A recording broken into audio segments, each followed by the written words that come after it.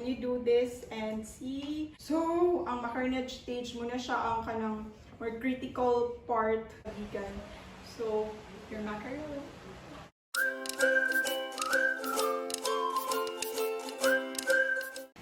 Hi guys, welcome to my channel. My name is Toni, and for today's video, I'm gonna show you how to make some eggless or the vegan macarons. So the first thing we're gonna make, guys, is the meringue. Okay, so in making the meringue, guys, instead of using egg white, since it's vegan, we will use aqua faba. So to some of you who is kanang murag karon lang pud nakadungog unsa na aqua faba, it is actually the liquid residue from your chickpeas or the garbanzos, the cooked liquid. Okay, and actually you can buy it on grocery stores. I have a sample here. So muna siya, guys. And then actually there are two. You can also use, since aside from aqua faba, guys, if you want your macarons to be vegan, pwede po mo gamit o potato protein. So I'll just share a little about it. Potato protein is actually the powder na siya, guys, and then you'll just gonna mix it with water. Others will put a teaspoon of santum gum or the tilo sa atoa. So a little about it, and then mumirang na din na siya, so it can be a replacement to your egg whites. But since actually it is much more stable, guys, compared to your aqua faba, but since it is not readily available in the market here in our city in Iligan, so kanina lang aqua faba. Okay, mas convenient siya gamiton. And then so we will try to make this one, but sa atong recipe, guys, it calls for reduced aqua faba. Okay, so you might ask unsaon pag-reduce sa aqua faba. So dali ra kayo siya, guys. In this recipe, you just need about 1 can. So you drain it out, you put it in the saucepan, the water, you simmer it in low heat, guys. Make sure na it's low heat, and then you'll just gonna simmer it. Dali ra kayo, guys, ayaw siya ninyo biyae. When the amount of the liquid, guys, mapansin ninyo, actually tansya ra gud siya. When the amount is half of its size, so you just turn it off and cool it down. You measure 1/3 of a cup of it and chill it for like a few hours, or much better, guys, if overnight, to really get that egg white like consistency. Pero sa karon, guys, ako this reduced aqua faba na chill rin siya, guys, for like hours lang, mga 2 hours. So nako siya na 2 hours na ako siya na chill. So okay, I think it's okay. So we're just gonna start. And today, guys, I have my little assistant. Come here, kuya. No, on the other side. So in starting, guys, in making the meringue, I'll just gonna share with you. There are actually 3 types of meringue. You say hi. Hi. Hi. What's your name? Exactly. And then, do you know what will we make today? Vegan macarons. Wow, you know na di ay. So you'll be the one to pour. Hi, you help me, okay? Okay. Yes. Okay. And Hot food. So guys, back again, I'll just gonna share with you, there are 3 types of meringue actually. Pwede siya ninyo, it's daghan siyang lagi, and the meringue daghan siya steps on, pwede mo magpili actually types. Okay, so there's this Italian meringue, the second one is the French, and the third is the Swiss. So, unsa man yung Italian meringue? Italian meringue is, kung mapansin ninyo, if you're a macaron maker na gyud, so usually, like, for beginners jud, mas stable man gud siya if you're gonna use the Italian meringue. So, in making it, you're just gonna put the egg whites, and then, kung na siya syrup, so muna siyang Italian meringue. When you add the syrup, the sugar, and the water, so kung inyo siyang i-add, muna siya ang Italian meringue. So the second one is the French one. So French atong gamitin, guys. Okay, so the raw egg whites, inyo siyang i-beat, and then you'll just gonna add the sugar. So muna siya, the raw egg whites and the sugar. So mas dali po siya actually. And the third one is the Swiss meringue. It's like, kuan siya, guys, inyo siyang i-double boil. So the egg whites and the sugar, you're gonna double boil it. So that's how you do the Swiss meringue. So let's start. So okay, here you put kuya. This one. Yes, you put it here. So you're just gonna place your 1/3 cup of Aqua Faba. Actually guys, dili din siya 1/3 cup. Usually man good since 4th attempt. Yes. I love Mom Toni always. I love you, kuya. So actually guys, dili din siya 1/3 cup kay karon I tried to experiment it kay lagi dili jud siya ma-perfect no, ma-perfect anyang feet. So ako na lang gi-follow is I use my kanang usual macaron recipe. So I'll just replace it with aqua faba. So yes. Say that go back and go that too. Okay. Okay. Pero na pa maka-pour ha. Why? We're just gonna pour others, okay? So actually guys, 50 grams ni siya. 50 grams of aqua faba. mga 56. Dili jud siya exactly 55. But I use 56 grams of aqua faba. And then, this one, kuya, you put this one. This is actually a pinch. This is a pinch of your cream of tartar. So about 1/4 teaspoon of your cream of tartar, guys. Actually, cream of tartar helps to stabilize your meringue. So, acid na siya, guys. Pero kung wala mo available na cream of tartar, I found some videos na ang ilang gigamit is vinegar.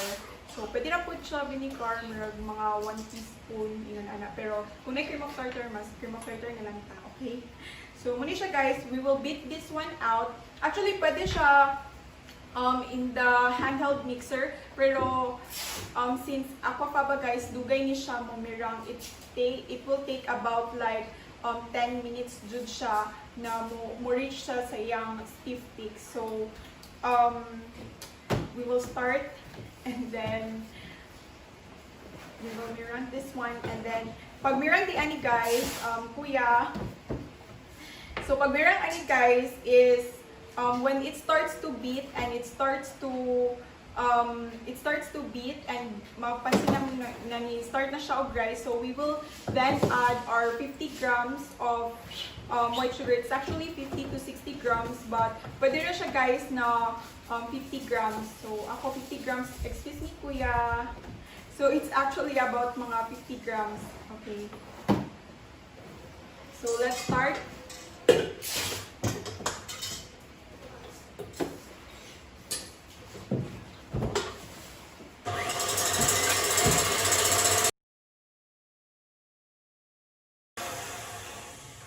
So now guys, it's actually mga 5 minutes lang siya di ay. 5 minutes siya kung mag-use ka og stand mixer, but when you use the handheld mixer, roughly mga 10 minutes jud siya. So how do you know when your meringue is in stiff peaks? Actually guys, ako na ni siyang gikolora di ay. I use the gel one kay actually in the usual macarons pwede ka mag-use of the liquid food coloring, but since it's vegan and kanang dili pa kayo ko maayo ani, so we'll just stick to the gel one. So this is the sample of your gel food coloring. Okay, so ako na lang gigamit kay purple kay napog ko yung purple na order for macaron, so kana na lang. Okay, when you do this and see, amazing kayo no. So ang uban, ang ingon nila is when you flip your bowl upside down, kung wala na siya mahulog, that means it reaches stiff peaks. Okay, so I'll just gonna transfer this one to a transparent bowl para inyo siyang makita. And then so this one, I'll just gonna transfer this one. I hope na mag-work na gyud unta ni siya guys. I'm praying na this will work. Lighter actually ang color, so basin dungagan nato siya og color. And then so this one. Yes kuya, you want to add the you need the one na lang to add the half and half. So this one guys, that's half and half. That one, okay. So half and half guys is actually half of your powdered sugar and half of your almond flour. So kuan siya guys. Actually, kung when you find your macarons, kana tamisan ra mo, tamisa kayo ako macarons, ana. So, pwede ra siya guys na... Ako naniniya po. Yes, slowly here, okay? So, you do it. Oh, slowly. Slowly. Okay, I'll help you. So, actually guys, when you find your macarons na kanang tamis ra kaayo, so pwede ra siya guys nga kuan more on your powdered, more on your almond flour and less of your powdered sugar. So, basta, just make sure na it totals 200 grams, okay? And you have to kanang, you powderize it and sift it. So, para ma-really fine yun ang iyang texture. So, let's start. What I will gonna do, guys, is the cut and fold method. And then, dungagan sa din ako siya. Dungagan na ako siya gamay og gel. Okay. Actually, pag ma-bake na siya, guys, kay kuan lighter siya gamay ang color. So, i-darker na to siya gamay. Okay. So, there. And then, we'll do the water. Wait sa kuya ha. Or you ask for kanang mamawi. Jam there. So this is the cut and fold method. Others say guys na it would take around 35 to 37 folds. Ang uban food kay mag-ingon nga 20 folds siya. So actually it really depends. Basta atong gipangita is ang macaronage stage. So ang macaronage stage muna siya ang kanang more critical part. So, ang macaronage stage, guys, is the lava-like consistency. And, I hope mabuta ato nga stage. And, dili lang po doon ta siya ma-over, no? So, ano? Hold it. Oops, sorry, kuya. And then, you know what's that? What? That's a wooden spoon. So, I think okay na ni siya guys. So but I think this one is okay. Kay if mas mayo siya guys, dili ko siya mayo nga sobraan ka kanang kuya. Dili siya mayo nga sobraan pud nimo siya overbeat kay mapalpak pud siya. So now guys, we're gonna pipe na our macarons. And because I think pwede na ni siya. And then kuan lang siya guys, you will just need this pan, and also we will use a parchment paper, okay? And we will use this one, it's a parchment paper. So, ang uban mag-ask, pwede pa mo gamit o wax paper. So, actually guys, dili pwede ang wax paper ha.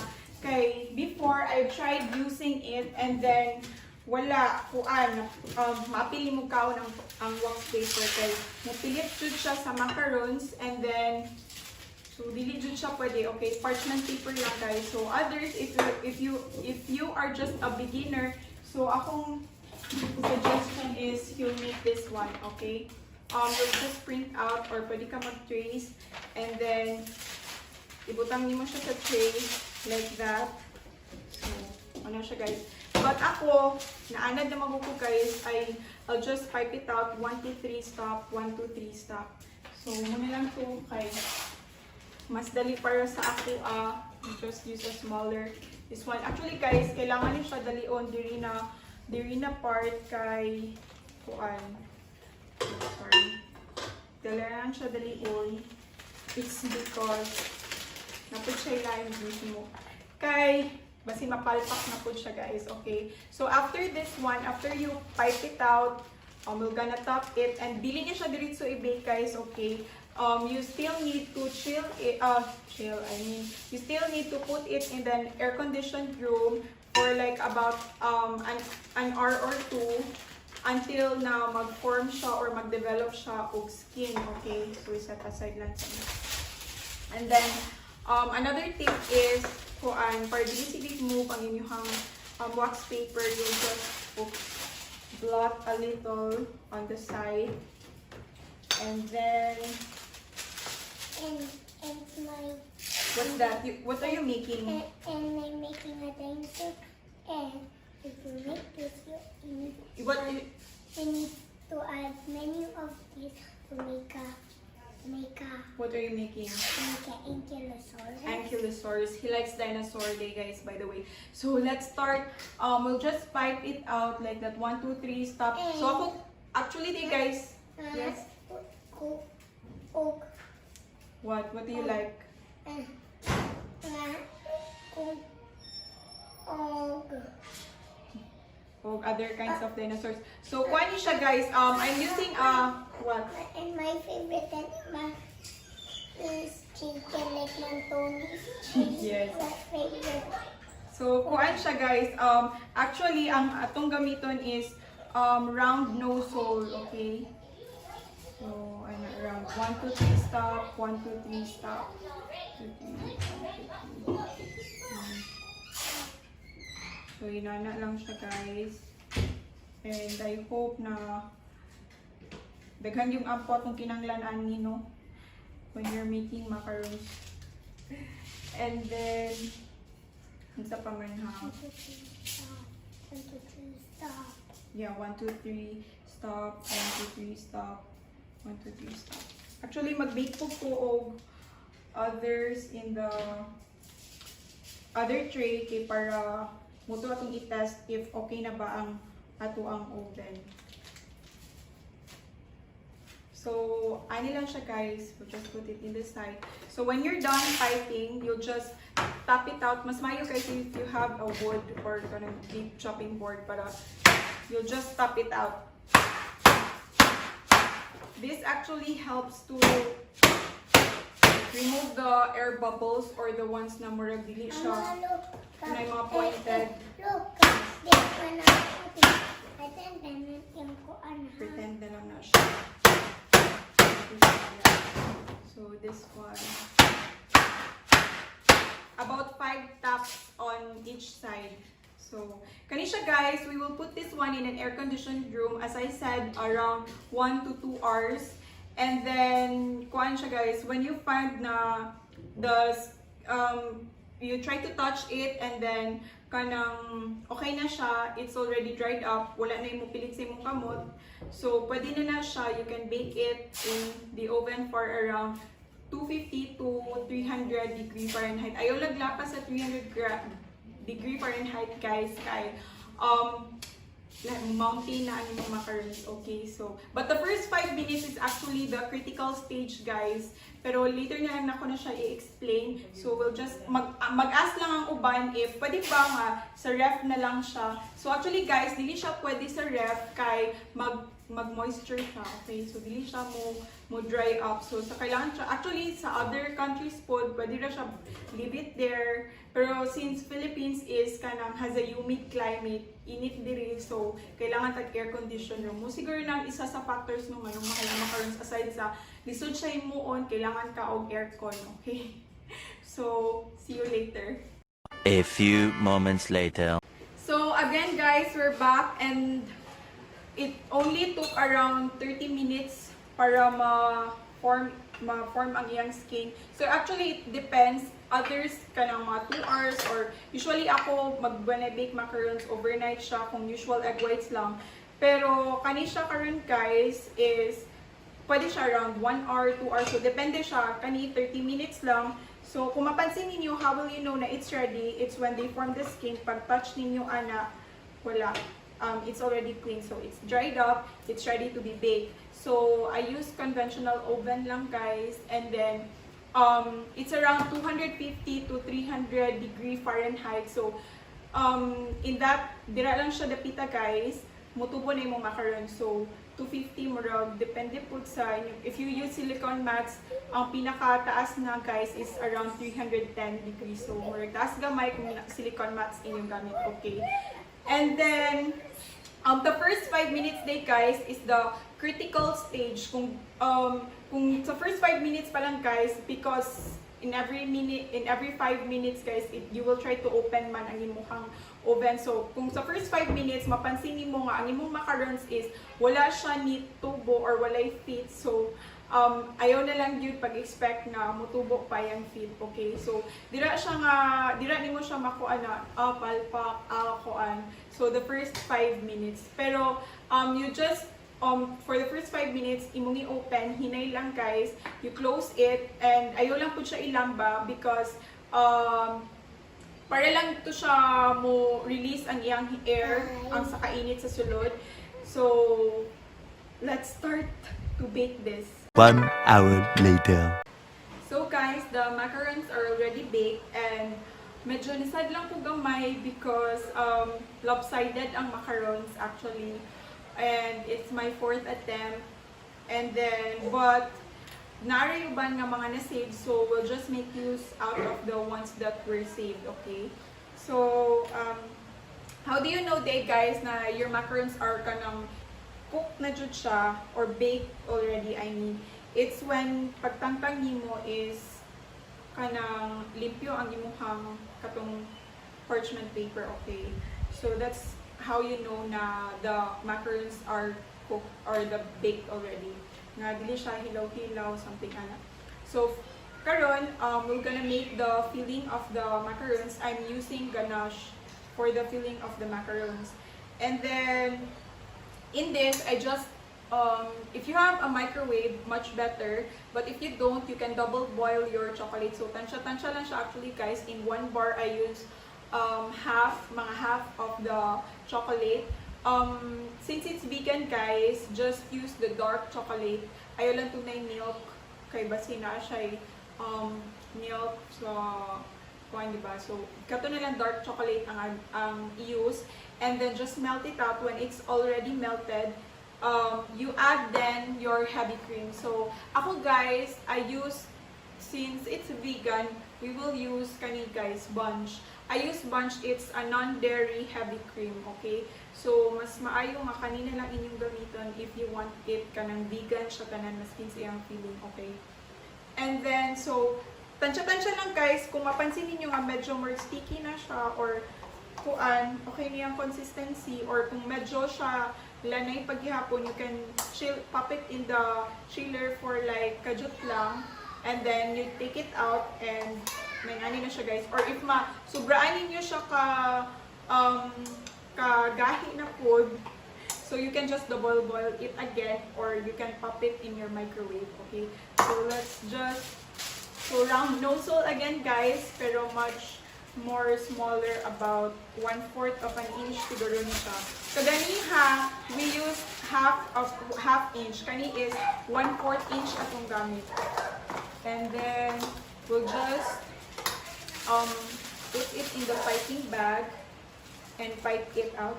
Ako guys, I just pipe in the center, and then so that when you put your max, pag ana, so scatter lang siya. So ana. And then, actually, ang ganache, guys, is, if you use ganache as a filling, I recommend this one kung gusto mo, like, travel and then you want to bring macaron. So, mas mayo ang ganache, kay mas stable siya compared to your buttercream, kay medyo lanay siya. And then, these ones are okay. And this one. Okay. So, medyo lopsided siya guys. Actually, my first batch, wala dyan siya tiil. The second batch guys is, kuan siya, murag tiil siya tanan. Actually, bubbles. So, the third one is medyo lopsided, hihapon siya. But, karon medyo lopsided still. I don't know, maybe because of the temperature. Or siguro kay kaganiha, diba? Pag cut and fold na ako, medyo kulang siguro siya fold because regular kay siya ni flow. So siguro kato siya ang I need to practice it still sa vegan. So, your macaron.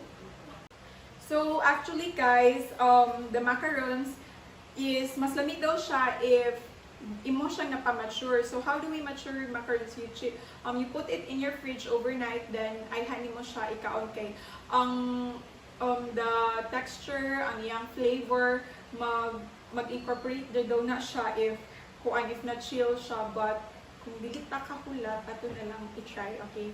Macaron. Actually guys, lami siya. Wow, love your own, diba? And then, yeah, honestly, you can try baking this one out. And then, nanan siya halo sa tunga. Maybe because katong pag-cut and fold method, if you will try this one, make sure that you really achieve the lava-like consistency and never stop trying. Actually, ako guys, I used to make macarons way back in college days, and up to now, before, so wala ko na-give up in the usual egg whites. Karon I know na the technique on the egg whites, but in this one I think I still need more practice on this one. Sorry. And then I'll just also share a little about the feeling. So actually guys, macarons is it was born in Italy though, and then it was born in Italy, and then it was brought by Catherine de Medici in France. Okay, si Catherine Medici is actually an Italian, and then he married a French king. So umuto siya, in their wedding daw kanang they were served a macaron, so as their dessert. So umuto siya, nadala siya sa France. Macarons TI is before, they don't have fillings yet. Ang original macarons guys is only the cookie, this one. So cookie lang na siya sa una. But then if you knew Ladurée, they are the kanang first makers jud, and they are known worldwide, Ladurée. And they are the first makers of the macarons with filling. Katosi, I forgot the name, Louis something. He is the grandson of the owner of Ladurée, and then he was the one who discovered or who had the idea of having macarons with a filling. So, moto siya guys, sharing a little bit about macarons. Guys, since ako, I really love macarons, and ako just siyang research about its history and everything. So, it was just so happy na I have this a new version vegan, diba? I also found out guys na pwede po di ay siya dalgona. You can use dalgona in making macarons. So siguro I will try it out pohon, okay, on the next video. Or so basta guys, I hope you learned and you enjoyed watching this video, and please do hit the like and subscribe button. See you on my next video.